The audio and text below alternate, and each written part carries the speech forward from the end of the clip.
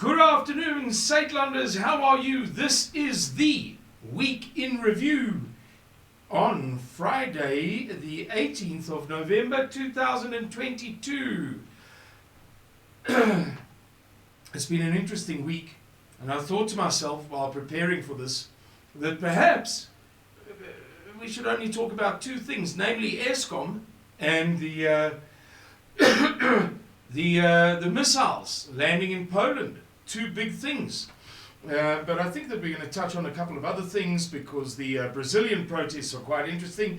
And then, of course, we've got Charlize Theron. So, let's begin with Eskom. Last night, it was stage one, or effectively stage one in South Africa. And this morning, we woke up to discover that we were not on stage two, or real stage two, not even stage three, but stage 4.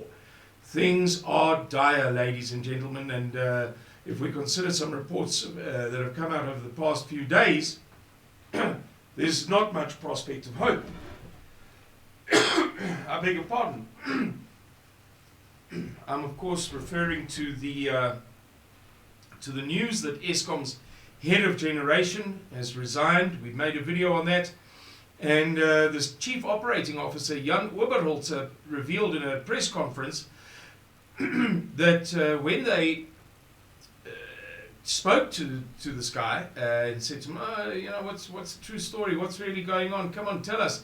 He said to them that he is kaput, that he can't do it anymore, that he has no time with his family, that he's working day and night, that he's just can't handle it. And you must know, ladies and gentlemen, that when you're in a position of such prestige and you're being paid that sort of money, it takes a lot for somebody to crack. In my past, I worked in the live event / special project industry, long, hard hours. But when the money's there, you take it. And I put it to you that for that guy to have resigned, the situation, or the condition, I should say, at Eskom must be absolutely severe. We also learned that a couple of the other most senior staff have left in recent months. And we know, of course, from about, was it 9 months ago, we made a video on this, I believe. Or I might have spoken about it in an interview, that Jan Oberholzer revealed that at an inspection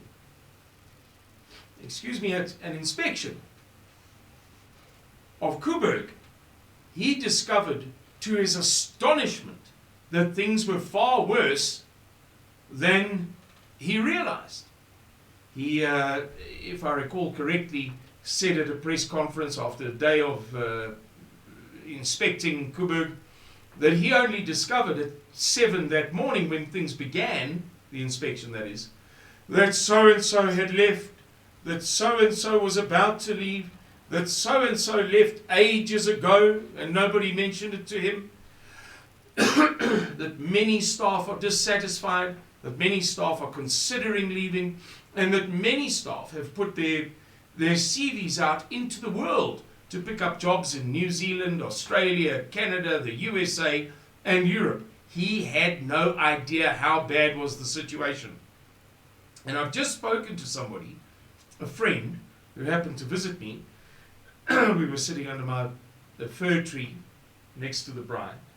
And he told me that he was, yesterday, I believe, on the phone, by coincidence, with an engineer from that side. Perhaps we shouldn't give too many details. And that guy said to him, the best thing that can be done is shut this place down. It is not remediable. It cannot be remedied. Don't think of renovation and extension and license and this. The best thing that could happen is that this place be shut down. And as if that's not bad enough, talking of taking a place like that offline, talking about stage 4, talking about all of the woes of Eskom. We learned this week that, I hope I get this right, I read this in 2 different places, and the way it was reported was such that I wondered if there wasn't a misunderstanding on the part of the one report or reporter. But as I understand it, over the 1st of January to the 30th of October, or 31st of October, Eskom used more diesel, or spent more money on diesel, by double what it had budgeted for the year, based on last year. Last year they used the whole lot. I said, right, well, okay, maybe also not be so good next year. Let's budget X. And by the end of October, they'd used double the budgeted amount, or the budgeted in rand terms. Obviously, we've had increases. So we're not comparing apples with apples if we say litre for litre, because it all comes down to money in the end. And the Chief Operating Officer, Jan Oberholzer, said, this far and no further. We will not run the open cycle gas turbines again this year. However, this is the second point at which there may be some misunderstanding. That may mean in this financial year, which means not just for the next 6 weeks, to the end, to the 30, up to and including the 31st of December. It may mean right to the end of February. Well, I think that's the typical year end for government departments and parastatals and state-owned enterprises and so on. So it may be that no matter what happens, we don't see the open cycle gas turbine, the Ankerlig and Gorikwa, those operations, performing again for the next 3.5 months. That's how bad it is. That's Eskom for you, ladies and gentlemen. That was Eskom in this week. I put it to you, as difficult as it may be for all of us in these times, for all of us. I remind you, if you don't know the story at all, if you haven't heard the story before, I was so platsak, I started my solar system with 1 panel and a motor car battery.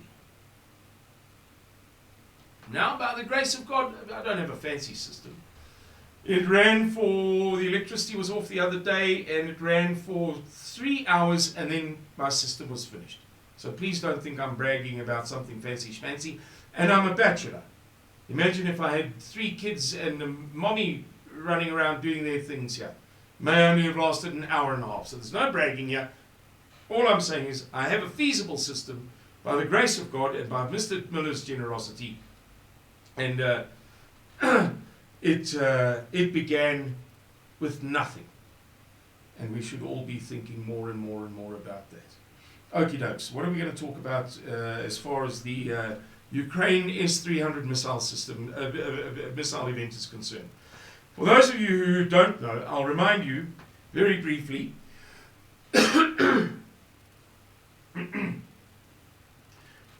that over the period Tuesday, Wednesday, began with 2 missiles landing. Initially it was reported on a farm in Poland. Initially it was suggested that it was 1 missile. Then it was 2, and the last report I heard was actually 1, and it wasn't a field, it was a silo at something like a co-op. So who knows exactly. But 1 or 2 missiles landed somewhere in Poland, and it killed 2 people who may be co-op workers or farm workers or somebody to that extent, and immediately fingers were pointed at the Russians. It was the first reaction. And apparently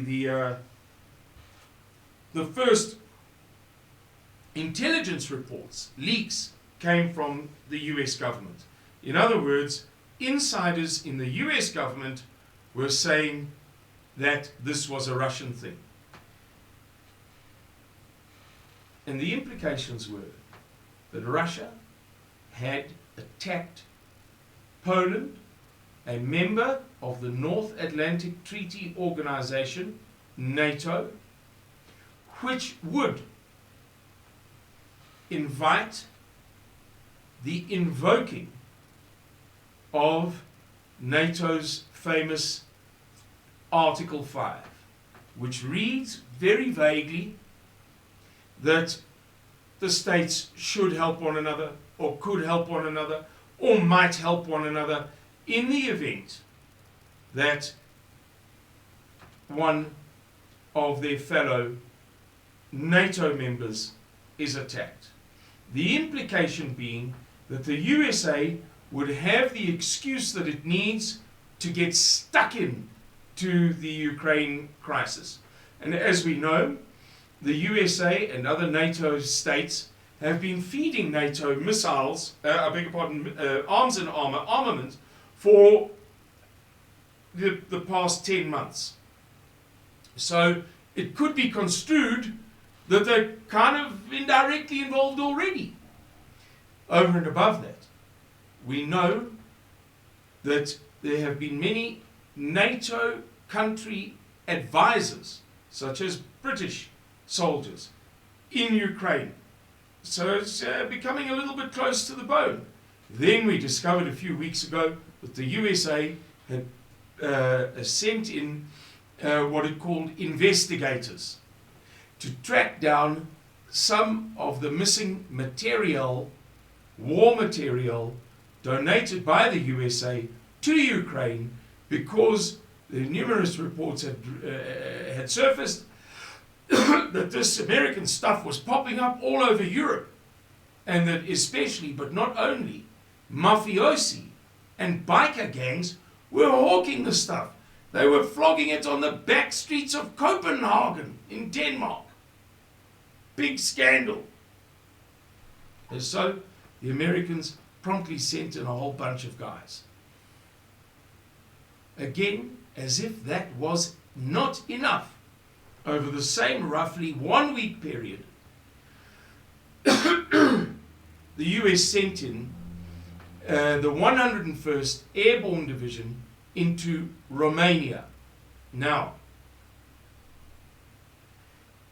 the 101st Airborne Division, this is 4 weeks ago if I remember correctly, is what is known as, or they refer to themselves as, the tip of the spear of American overseas operations.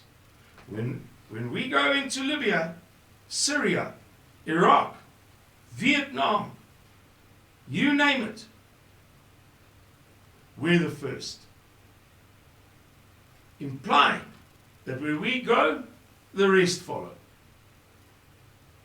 So, there was a great deal of fear that somehow or other this thing was being escalated, and that it would have provided the idea, escalated by Russia, this crisis, by involving Poland, and that it was providing the ideal excuse to NATO, particularly in the form of the USA, to become embroiled in this conflict. It promptly turned out, not even 24 hours later, over this Tuesday, Wednesday period, that in fact, the missiles were not Russian, but they were Ukrainian S-300 air defense missiles. And the point, what makes this event so noteworthy to us as conservatives, especially to those of you who are following Mr. Miller's series on Radio Groot Rivier. His series of daily, they're like sermons, I would say. They're talks, but there's a very strong Christian conservative component to them. These 15-minute sermons, one in the morning, one in the evening. Those of you following them will be acutely conscious that oh, sure, but I thought the recording had stopped. I beg your pardon. That things are coming to a head in Ukraine, and, well, that could have been the spark for World War III. Maybe, maybe not. But there were 24 hours, roughly, of some pretty serious hysteria. All right. Oh, by the way, I forgot to mention, over the period of that event, Volodymyr Zelensky then called for a first strike against Russia. A first strike. He was saying, we demand that NATO, our allies, our friends, the Americans, you've got to do it, and you've got to do it now. Just look what the Russians are doing. It's unacceptable. Now. Strike. So this guy is egging on, he's begging for, he's pleading for what must surely transpire to be World War III. Very, very severe. And we're only going to do another two things for this week. We've got the Brazilian protests in favor of Jair Bolsonaro against the newly elected Lula da Silva, newly elected as president. He was the president formerly. He was heavily involved in corruption. Actually, he was not eligible to stand, but a well-known, very prominent, I don't mean to say a leftist court, the court, because they sided with my enemy, they must be leftist. No. When we say a leftist judge, it is a judge with a long, strong reputation, well-known, well understood. Not some idle allegation that he is a leftist. He permitted, against, contrary to every provision of law, this Lula da Silva to participate in the presidential elections. But the people of Brazil are up in arms. They're going crazy. There are videos doing the rounds of tens of thousands of people demonstrating. And those demonstrations together on some days run to 3 and 4 million. Beg your pardon. Important note that I must remember to share with you before we go. They're blockading roads, they're burning tires, they're pulling down huge trees. I've seen some videos, enormous things, like we never dream of seeing in South Africa, to make roads good and properly blockaded. So it looks as if that might turn out to be a very big thing, because it's not going away and it's involving large numbers of people. So don't be surprised if we hear something dramatic out of Brazil over the next period. Then we've got everybody's favorite daughter of Benoni, Charlize Theron, saying that Afrikaans is a dying language and that it is only spoken by about 44 people and that it is not a very useful language. Well, let me say this. When I was on I worked on a kibbutz for about 3 months. Lots of South African lighties used to do it at that age, and a friend of mine had done it. He said it was the best time he'd ever had. And so I thought, oh, jolly good. I made a lot of money out of the Michael Jackson tour of South Africa, or of the Durban show in whatever it was, 1990, I can't remember, 93, 4, 5, 6, 7, 7, I don't remember. I was in my mid to late 20s. And so I thought, oh, I'm going to do that. And I on the kibbutz, I worked as a fisherman, a purse seine net trawler fisherman. I was the guy who used to pull in the net. And there were some Afrikanerites there as well, about 4 or 5 of them.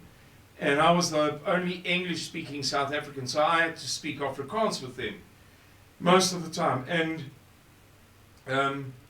the other nationalities, the Danes, Swedes, the Poms, Australians, Americans, Japanese, there was even a Chinese guy, used to, sometimes inquire about the language. And I'd always say that it is a far, far, far more expressive language than English.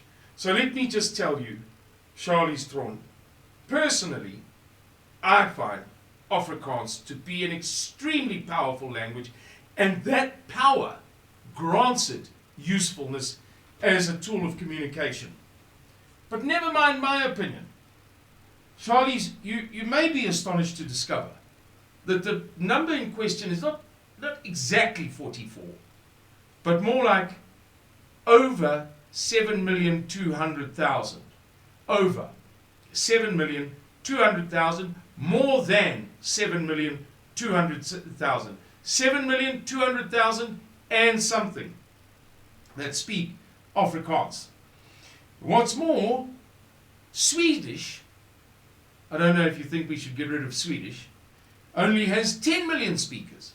Finnish, 5.8. Danish, only 6 million speakers. Armenian, one of the most precious, ancient, religious languages of the Christian, Caucasian tradition, of the tradition of Christendom,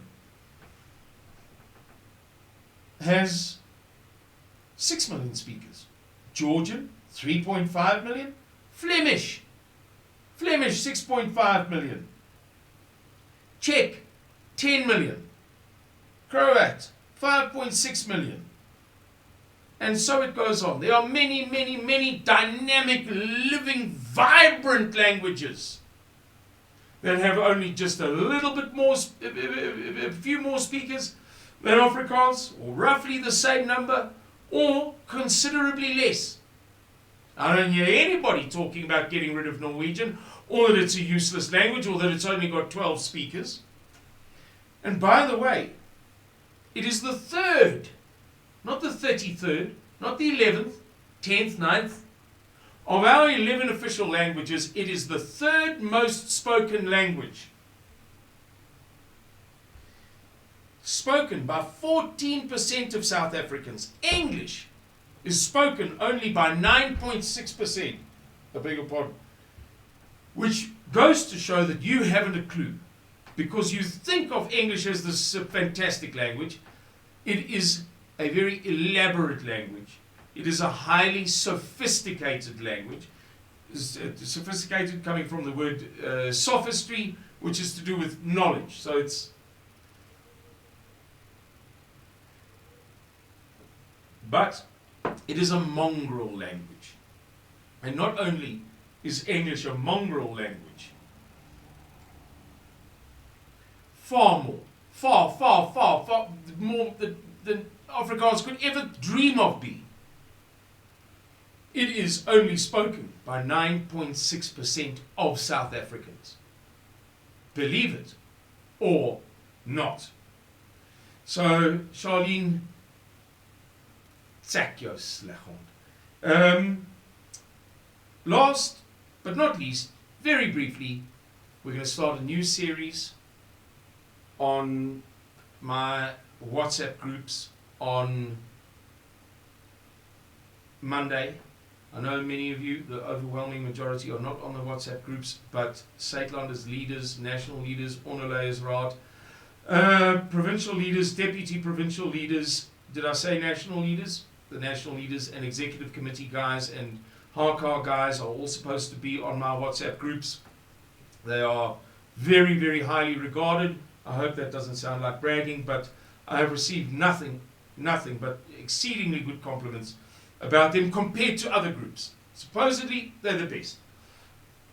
in their field.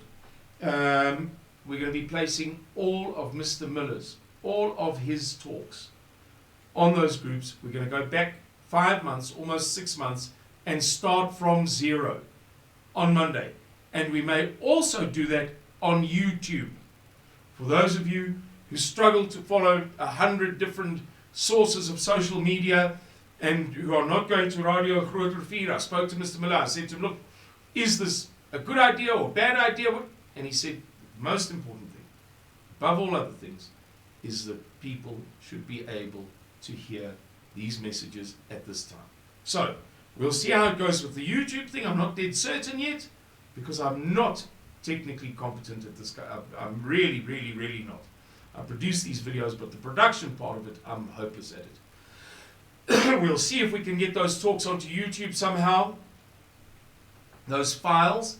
But what we will definitely do is put them on my WhatsApp group. So that's a message for all Suidlanders leaders who should be on those WhatsApp groups. Or I should say, on one of. We have 3 groups. One is for foreigners only. One is for Mr. Miller and his family and some sponsors, some close friends, people who our relationship with them is confidential. And then there's the big, very big WhatsApp group, or big by the standards of my groups, I should say, for leaders. Okie dokes, everybody. Have a lovely, lovely, lovely weekend. Thank you for listening to this long 26-minute video. And we look forward to seeing you very soon again. We're going to be producing scores of videos. Very many videos. We just take a little while to get into the swing of things again after almost a year off due to illness and this, that, the next thing. Computer problems. 3 different computers that we've gone through. 3 different sets of software. No end of problems. But we're back with a bang, and we'll pick up pace as we go. So, I wish you a blessed weekend, a blessed Sabbath, for those of you for whom it's relevant, and that's it. Goodbye, and God bless you.